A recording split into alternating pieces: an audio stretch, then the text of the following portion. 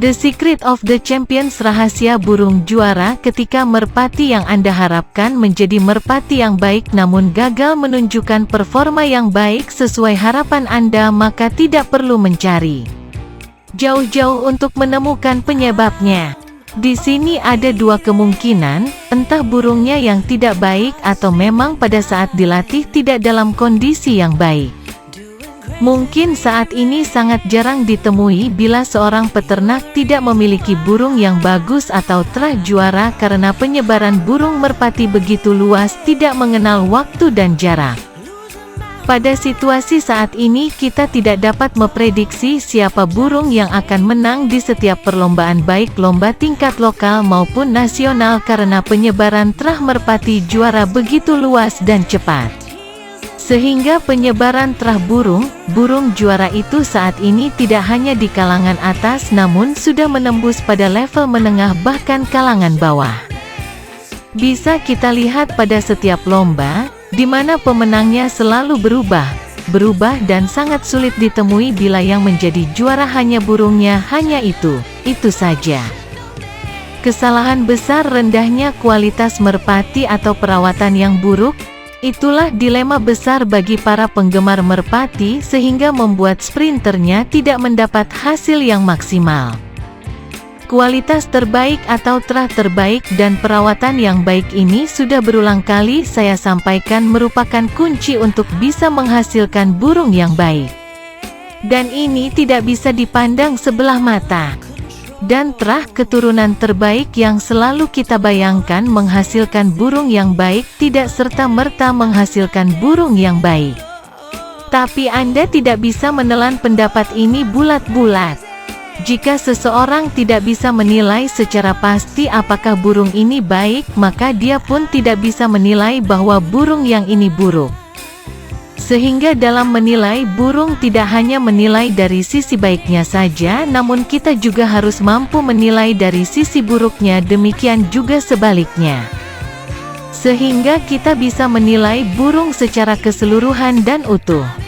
Kita sering menilai merpati dari segi warna maupun dari bulunya seperti sutra atau tidak, atau dari bentuk tubuh katurangannya, lalu kita menilai bahwa merpati ini tidak layak untuk dipelihara apalagi untuk dilombakan. Menurut saya ini adalah kunci keberhasilan peternak atau penggemar merpati. Para penggemar merpati pun tahu mana merpati yang harus diupikir, mana yang dapat diteruskan untuk dilatih dengan harapan bisa menjadi juara. Namun begitu ditanya dari mana Anda bisa menilai? Ini rahasia saya. Setiap merpati tidak ada yang sempurna dan pasti ada kekurangannya, namun kita harus bisa memilih bahwa burung yang memiliki potensi untuk juara memiliki sedikit kekurangan daripada burung yang tidak memiliki potensi juara. Namun basic untuk memilih burung yang berpotensi menjadi juara harus burung yang dalam kondisi sehat, baik pada saat piik, dewasa maupun pada saat memasuki masa latihan dan lomba. Dalam beternak yang harus diperhatikan, bila di kandang kita ada burung yang mulai sejak piik sakitan dan sulit untuk sembuh, berarti merpati ini memiliki kondisi ketahanan tubuh yang tidak baik. Dan bila diteruskan sampai dewasa, maka kecil kemungkinan untuk menjadi burung yang baik. Rahasia mencetak burung juara dalam memelihara merpati: banyak cara untuk mencapai keberhasilan baik dalam beternak maupun dalam lomba. Namun semua memiliki kesamaan bahwa kita tidak boleh mentolerir terhadap burung yang terus-menerus sakit dan memerlukan pengobatan, dan kita harus memiliki asumsi bahwa burung yang memiliki prospek untuk juara harus sehat, sedang burung yang selalu sakitan tidak baik untuk dipelihara. Burung yang kita pelihara, baik sebagai breeder maupun crosser, harus memiliki kondisi kesehatan super dan boleh sakit dalam kurun waktu lama dan berhari-hari. Kesehatan pada merpati tidak datang dengan sendirinya, namun perlu perawatan yang intensif dan terus-menerus dengan pemberian vitamin, suplemen dan obat-obatan yang mendukung sangat diperlukan, dan jangan sampai terabaikan kebersihan kandang. Sangat mustahil mencetak burung juara datang dengan sendirinya tanpa melalui proses perawatan yang serius. Dalam memelihara merpati, mungkin Anda kurang memperhatikan burung yang tahan akan penyakit, perubahan iklim, bakteri dan virus. Kadang kala kita jumpai burung piyik dari terah burung terkenal dan hebat, namun piyik ini sering sakitan serta selalu memerlukan perawatan ekstra dibandingkan dengan yang lainnya. Lalu kita pun sayang karena kita khawatir, mudah-mudahan siapa tahu setelah dewasa bisa juara seperti indukannya atau seperti nenek moyangnya, dan perhatian kita terfokus pada merpati tersebut.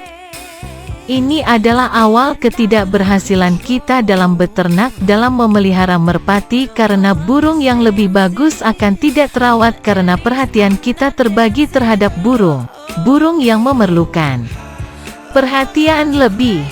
Banyak peternak bertanya-tanya, apa yang harus saya berikan burung untuk membuat merpati lebih sehat? Itu adalah pernyataan yang salah. Pertanyaan seharusnya adalah, apa yang harus saya lakukan untuk mendapatkan burung yang kuat oleh perubahan cuaca?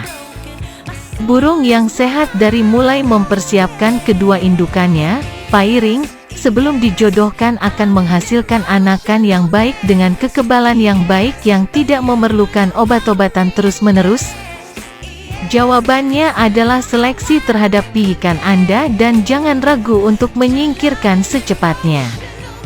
Anda harus jeli dan kejam untuk keberhasilan terhadap hasil ternakan, dan semua merpati yang kita pelihara harus diperlakukan sama.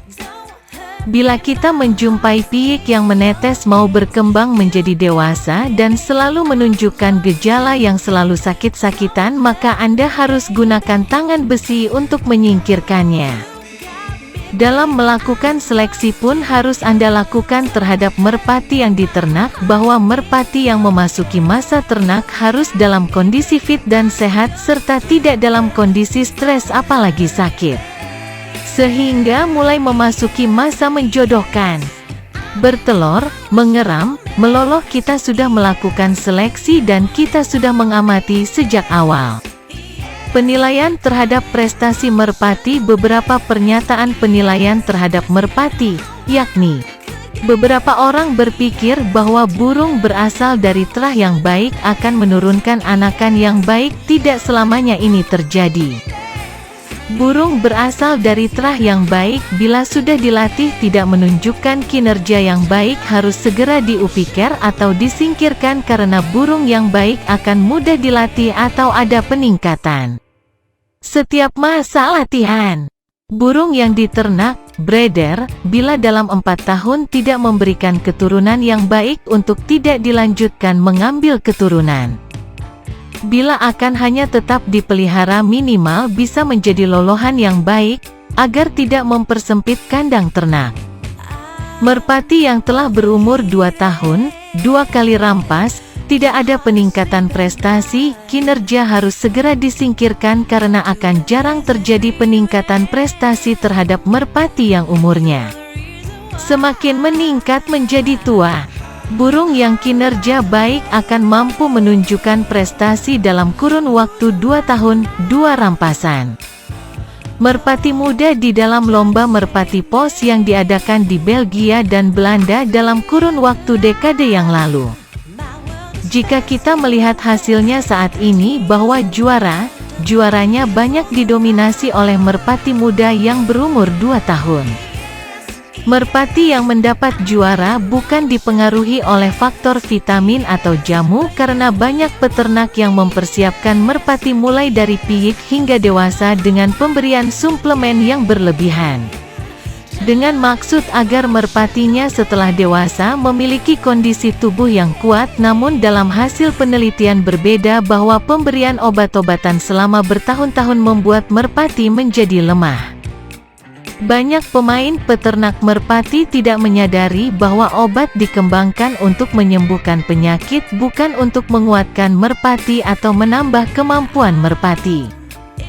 Ketika merpati yang dilombakan tidak menunjukkan hasil yang maksimal, mereka berpikir bahwa pemberian obat kurang maksimal atau dosis obat kurang banyak. Padahal obat dan vitamin tidak akan mempengaruhi kinerja burung, hanya pemberian vitamin yang sesuai akan membuat burung tetap sehat dan kondisi yang prima. Menyapih merpati piyik di Eropa. Para peternak merpati pos menyapih piyikannya pada umur 4 minggu, bahkan sekarang mulai umur 3 minggu, dan hasilnya banyak merpati pos di Eropa yang juara pada saat piyiknya sudah disapih oleh indukannya. Dan mereka melakukan ini ada beberapa alasan. Kalau terlalu lama meloloh, maka indukan akan lama bertelur dan kondisi badan akan tidak baik untuk merawat bayi berikutnya, atau bila indukannya langsung akan lama bila akan melatih kembali. Menyapih piyik pada saat lebih muda akan membuat merpati lebih jinak dan lebih dewasa, dan piyik akan lebih survival dengan kondisi alam sekitar. Alasan lain yang baik untuk menyapih bayi pada usia dini harus dilakukan dengan mengadakan seleksi terlebih dahulu. Menyeleksi merpati sejak awal. Semakin awal Anda melakukan seleksi, maka akan semakin baik. Bahkan Anda sudah dapat memulai seleksi burung ketika masih dalam telur. Beberapa saran tentang pemilihan seleksi. Bila telur yang akan Anda tetaskan berkerak, skala berpori, maka segera singkirkan atau buang karena belum ada burung yang baik berasal dari telur yang berkerak atau berpori. Telur harus mengkilap dan mengkilap, sama seperti merpati sehat, bulunya harus cerah dan cerah. Singkirkan telur dengan skala berpori berkerak. Lakukan pemberian vitamin pada indukan, lalu ambil telurnya lagi, lihat sudah sesuai kriteria apa belum. Bila Anda akan memasang ring pada merpati piyik berusia seminggu, mungkin Anda akan melihat piyik yang ukurannya serta berkaki lebih kecil dibanding piyik yang lain dengan usia yang sama, maka saran saya akan lebih baik disingkirkan karena burung seperti ini tidak akan menjadi baik apalagi berpotensi juara. Karena burung yang baik akan sehat sejak dari piyik. Merpati jenis ini adalah merpati tanpa masa depan. Hati-hati untuk piyik yang selalu mencicit di sarang. Ini mungkin disebabkan oleh kanker, trichomoniasis, dan tidak kuat akan pengaruh obat-obatan atau vitamin yang diberikan. Tapi terhadap peternak yang baik, ia akan peka terhadap piyik yang seperti ini dan akan segera memberi pengobatan. Dia sadar akan bahaya dan tindakan pencegahan trichomoniasis. Secara umum, piyik yang mencicit terlalu banyak tidak baik. Sekali lagi, singkirkan mereka. Mereka adalah merpati tanpa masa depan dan tidak akan berprestasi. Juga tolong diperhatikan sarang yang ada piyikannya yang kondisinya selalu basah. Mereka basah karena indukannya terlalu banyak minum sehingga meloloh terlalu banyak air, bukan sari makanan. Ini memiliki alasan. Merpati yang minum terlalu banyak tidak dalam kondisi yang baik, tidak sehat, ada sesuatu yang salah dengan pencernaan. Untuk meneruskan meloloh dengan indukan yang seperti ini adalah hal yang buruk. Hal ini juga bisa disebabkan oleh piyikan itu sendiri yang tidak memiliki kekuatan untuk membuang kotoran di pinggir sarang, karena piyikan yang pandai akan membuang kotoran di pinggir sarang. Sehingga ini salah satu kriteria untuk menyingkirkan piyik seperti ini. Kadang-kadang Anda melihat bulu-bulu di pundak belakang burung piyik yang tumbuh lebih lambat dibandingkan dengan burung piyik yang usianya sama. Burung piyik yang demikian lebih baik disingkirkan karena menandakan tidak memiliki vitalitas untuk mencapai prestasi yang lebih baik, menjadi juara. Bila Anda telah menyapih burung piyik, kemudian setelah turun kandang selalu minta makan, loloh burung-burung yang ada di sekitarnya baik yang bukan indukannya, menandakan burung piyik TSB tidak memiliki pendirian atau karakternya tidak kuat. Ciri-ciri ini pun ditandai sejak burung masih piik dan mulai mencari tempat tidur. Bila malam hari kadang kita menjumpai burung yang berukuran besar lebih banyak diam kurang bergerak sehingga malas UTK kesana kemari, atau burung yang lebih banyak di lantai dan tidak mampu bertengger menandakan burung ini malas untuk bergerak. Ini pun jenis merpati yang tidak memiliki prospek juara. Merpati yang kuat yang memiliki prospek untuk juara akan memiliki bentuk tubuh proporsional modern agak kecil sehingga lincah untuk bergerak bila dipegang. Ukuran badan seperti buah per. Kesalahan yang sulit dihilangkan. Hal ini sering terjadi oleh setiap peternak dan terjadi kekeliruan kesalahan dalam penilaian terus-menerus di mana membiarkan piik untuk terus berkembang hidup sampai dewasa, padahal piik tersebut tumbuh dalam keadaan tidak sehat. Dan ini tidak pernah terjadi di mana burung juara, sejak usia piik selalu sakitan dan begitu besarnya akan menjadi juara. Mulai sekarang bila Anda melihat burung yang sejak piik sakitan segera disingkirkan karena burung yang juara akan memiliki kesehatan yang baik. Dan kesehatan merupakan hal utama yang dibutuhkan pada burung pada usia berapapun. Burung yang berpotensi dan memiliki peluang untuk menjadi juara harus selalu sehat sampai usia berapapun. Karena untuk menjadi burung juara hal yang paling utama adalah burung harus selalu sehat.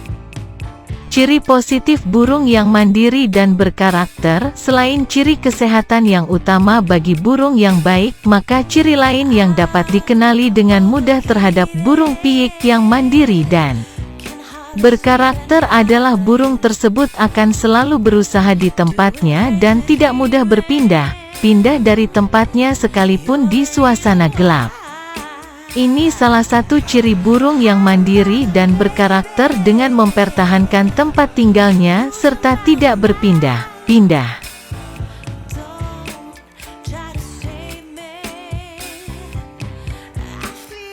Di kesimpulan, merpati dengan bentuk tubuh proporsional yang sempurna, mata yang sempurna, bulu sempurna dan bahkan silsilah terah burung juara merupakan burung yang memiliki nilai yang tinggi. Namun belum tentu burung seperti ini akan menjadi juara dan menurunkan anakan juara. Ini merupakan salah satu problematik yang harus bisa dipecahkan. Seorang caremaster yang baik akan selalu mengutamakan kesehatan dalam memilih merpati yang baik. Namun hal penting lainnya dalam menilai burung yang baik tidak boleh ditinggalkan, seperti merpati harus berkarakter, mampu berorientasi wilayah dengan cepat, memiliki kecerdasan yang baik, stamina yang baik, serta kemampuan beradaptasi di tempat baru, wilayah. Hal ini tidak bisa dilihat dengan mata, perasaan dan rabaan kecuali dengan dites di lapangan. Jadi kesalahan menilai racer akan terjadi bila menyampingkan kesehatan burung tersebut, karena hal utama untuk seekor racer adalah harus selalu dalam kondisi sehat. Jangan pernah melombakan burung dalam kondisi yang kurang sehat karena akan memperburuk prestasi burung tersebut. Jangan pernah berpikir obat dan vitamin atau doping akan membuat burung merpati terbang lebih cepat atau untuk menjadi pemenang, juara. Orang-orang Belgia dan Belanda seperti Clark, Engels, Houben dan banyak lainnya yang telah berhasil mencetak sprinter burung pos sehingga sukses sepanjang hidup mereka. Namun mereka tidak seperti dokter atau ahli kimia yang memiliki pikiran di mana obat, vitamin dan jamu dapat mempercepat terbang merpati. Sebaliknya, obat dan lain sebagainya hanya membuat burung menjadi sehat. Dan mereka semua memiliki kesamaan bahwa mereka menyadari untuk mencetak sprinter atau racer yang baik harus melalui seleksi. Selain hal-hal di atas yang telah disebutkan, untuk menjadi burung juara harus dilaksanakan manajemen secara benar dan tepat, lalu kontinu, serta adanya hubungan yang harmonis sesama anggota tim. Oleh JM, semoga bisa memberikan manfaat. Salam merpati lovers.